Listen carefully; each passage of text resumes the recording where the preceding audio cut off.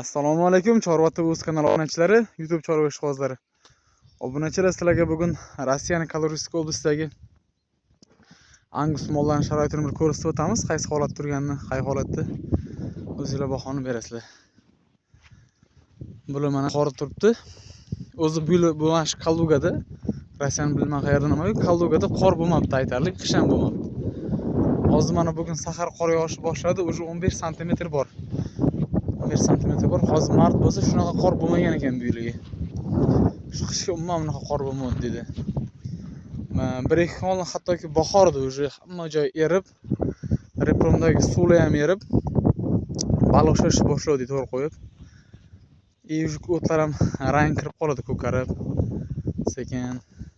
Lekin bugun Xudoning kuni shunaqangi qor yog'ib bordi. Dahshat endi. Mana mollar turibdi qorda. Bular shunaqa ko'chada turardi, lekin qoramzor. Lekin bular aytarli qordan qo'rqmaydi bu mollar. Chunki bularning oyog'i chirimaydi. Yoki bir shamol olib qolmaydi qordan.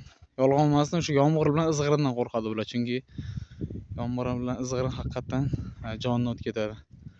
Bu yerdan yomg'ir yog'ib, bu yerdan izg'irin bo'lsa ozorlanadi. O'sha navesdayda bular o't yedi. Traktorda o't beriladi chekasidan. Tumshug'ini tiqib yedi.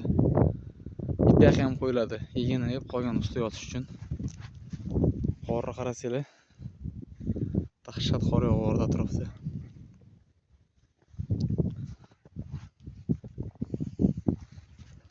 Uyilib turibdi mollar. Naryod bitta sigirimiz urib tug'ishni boshlabdi. Boshlabdi. Adashmasam shu zo'rka degan sigirimiz bo'lsa kerak. Sog'im sigirimiz bor, bittagina zo'rka, o'sha bo'lish kerak.